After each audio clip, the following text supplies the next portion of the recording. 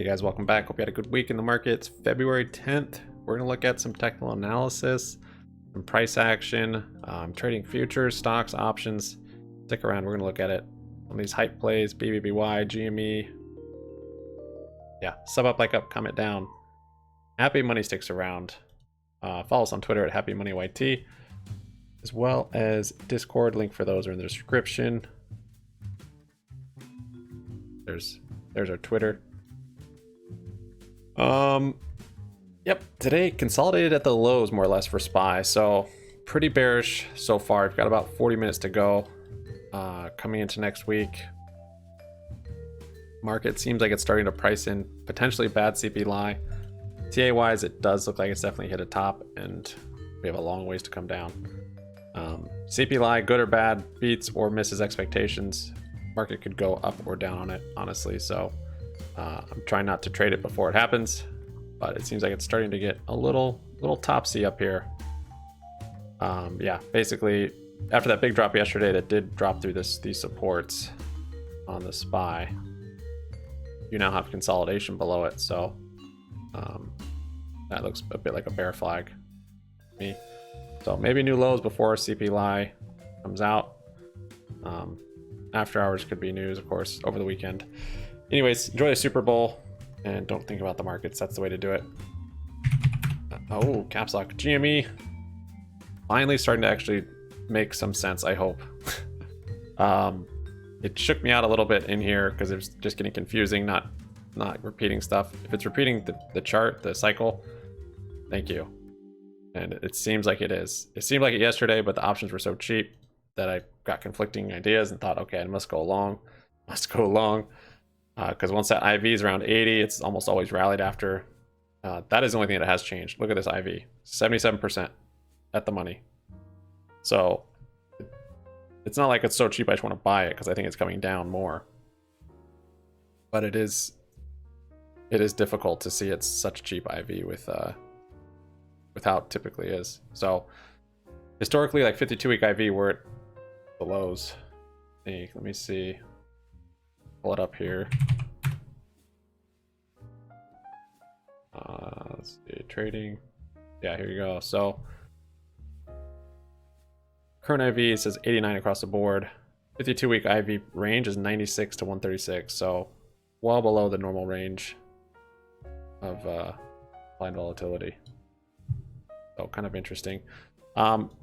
With this happening, it seems like we'll probably get a retest in this 15-16 range, and potentially a new low, and I would be stoked for that, especially if we get an RSI divergence with it. I'm just waiting for this pattern to finish, and I'm thinking we're somewhere here or here. And then what happened here was this nice divergence on the RSI, which once you start to get that, it starts to show some support like it did here, and then you have an RSI that's diverging. That's time to go long. And it actually is in the same time frame it was last year, which is insane, huh? This is March 17th. I don't know what day exactly we'll see a low. Could be somewhere around there. It depends on, I don't know what it depends on, but earnings is coming up also, just like last year. So there's the decreasing lows. Here's the increasing lows from the RSI. That's the divergence that we're looking for. So that could be next month, could be this month we see it. Just waiting to see when we find support there, and that would probably correlate with the SPY probably coming down after CPI, which I'm kind of expecting, but again, not trying to trade it before it actually happens or confirms for next Tuesday when it comes out. GME doesn't always make a new low on the double bottom in an RSI divergence. Sometimes we've seen a higher low. This pattern, if it is that one, which looks like the closest to, it might make a new low, I'm not sure, but even a double bottom at the same price or around the same price is all we need, with a divergence or not. But yeah, that's what I'm hopeful for. If we do a double bottom that's lower, still call it double bottom. Maybe it's not because it's a lower low, but yeah, if we do it like this and we get that RSI divergence, that is best case scenario, and that would put us around, I don't know, 12.5. I really don't see much support below 15 until like 10, so maybe all the way down to 10, but I'm thinking probably hold a little higher. But really just looking for this divergence. And for that to happen, I guess it'd have to come down. That would be slow, wouldn't it? Interesting. Came down fast here. So maybe it can come down pretty fast and still do it. Yeah, we might be seeing that in the next week or two. All right. So anyways, I'm stoked on that. I did get puts. We'll go over the options. BBBY still looking in a very bearish trend to the downside. Of course, still have that head and shoulders. Broke through more supports today. Final support, not final, but 2250 would be kind of the last drop, the last little support to hold on to before you're probably going to start filling gaps. So 2250 is here. That's that support from back there. After that drops, you're probably going to look at $2 for that gap fill and see if that holds. After that, I mean, you've got a gap down here at 1.6, then a gap at 1.3, and yeah, final support would be this $1.30 or so to hold. I'm getting so much different information on what's going on with their share offering, preferred, the warrants. I'm starting to get a grasp. It's just so much mixed information. So if you do have any insight, please join our Discord and come and chat with me. I have no emotions attached. I've skin in the game, but I'm not combative. I listen to your side no matter what you're saying. I like to hear all the different vantage points on what this means, what's going to happen, and even your perspective. I have somewhat understanding, but I'm not going to get into it for now. For now, I'm just looking at the TA, and it's it's still bearish. Still haven't found a floor, and yeah, got a bearish MACD right under the 9, looking for support basically. And I'm go over the options. I closed out of some, took a little bit of loss on some, rolled some. Cash secured puts is kind of what I'm trying to do to capture some of this theta. However, that's hard to do on a stock that's falling 10% a day.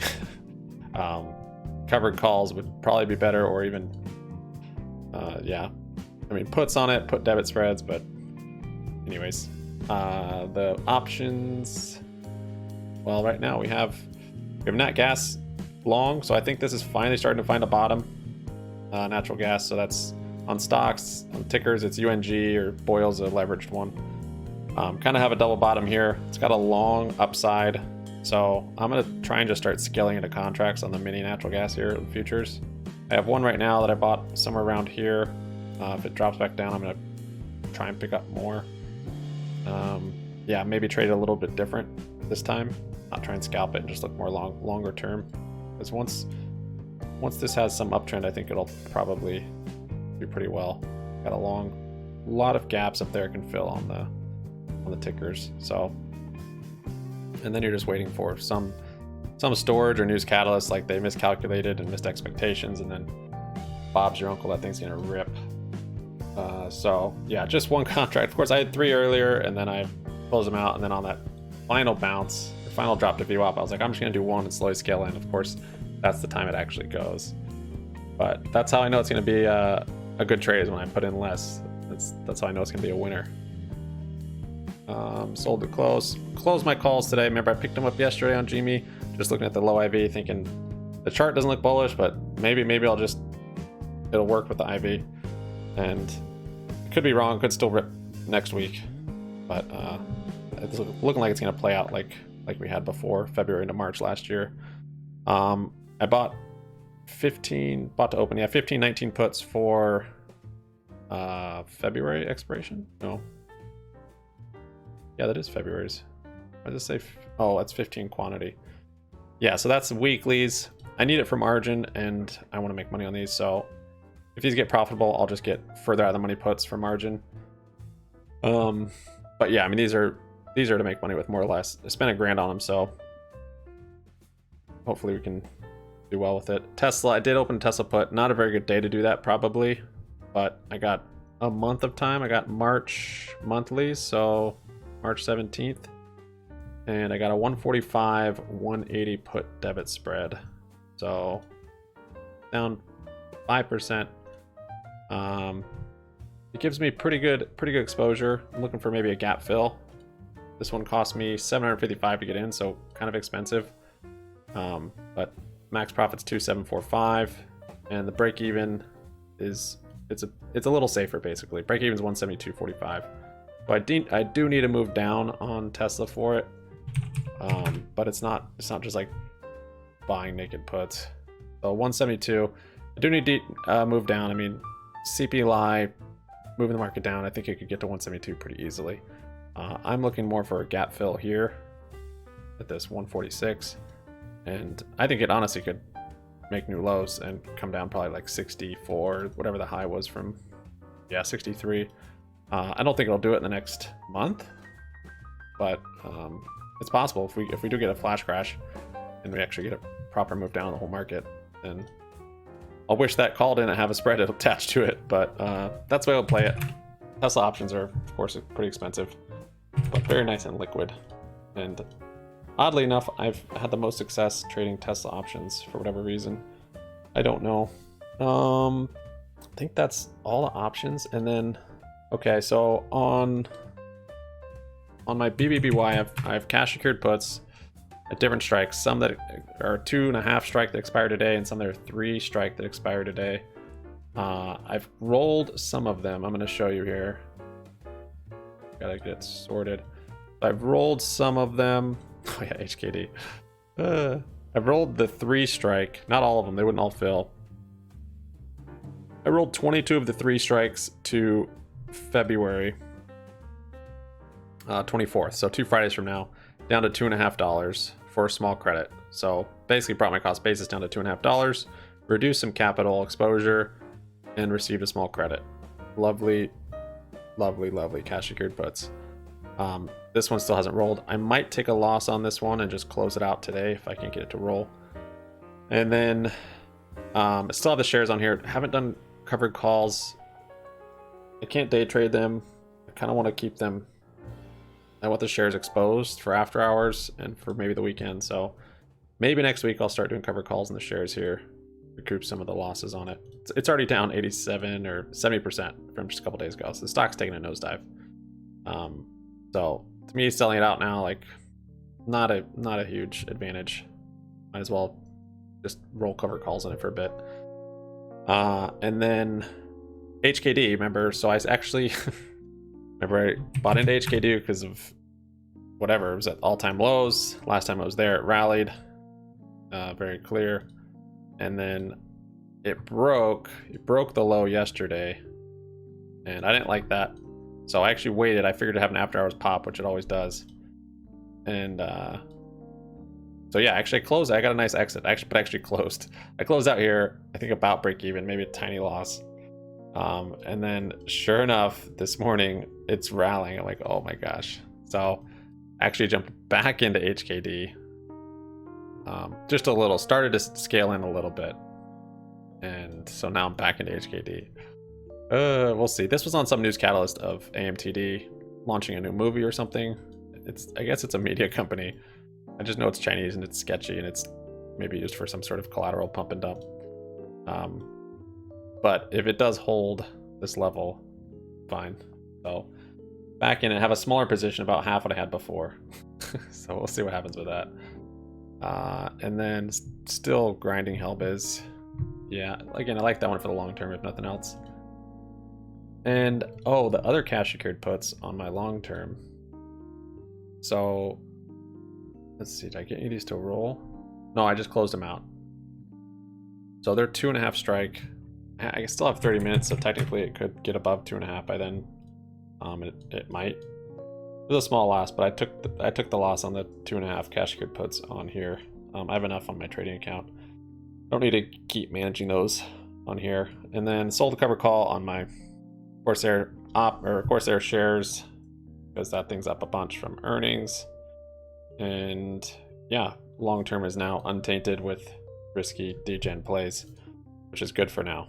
I have a pretty good amount of capital in there though, which I like, but is hard to sit on at times. So exercising patience. If we do see this set up on GME, I will be allocating that capital for another swing up on GME, and probably just with shares. I might even do leaps, not with the long term, but I might do some leaps down here, and then do like poor man's covered call. I don't know. I've done that before with it, and it worked well. I never closed out of the leap, and then just ended up expiring. And the leap was up, I don't know, it was up like 200% on it, I think, at one point. Anyways, if we do get a move up, and it is rare repeating here, just for fun, we can look at the percentage we had here. Not saying we'll get the same thing, but that was 158%. I'm not sure if you saw that. 158%. So that would be a nice move for the stock. Let's say it's down here at like 12. So 158 puts us back at $30. So there you go. $30 price target or by end of next month. We'll see. Thanks for watching, guys. Hope you had a good week. Hope you had a good weekend. Thank you guys for joining the stream. It's been a lot of fun. Yeah, it's been good. So if you haven't, sub up, do it, hit the notification, jump on our stream. Been streaming every day. Oh, there goes SPY. Up, and away. Okay, have a good weekend. Peace out.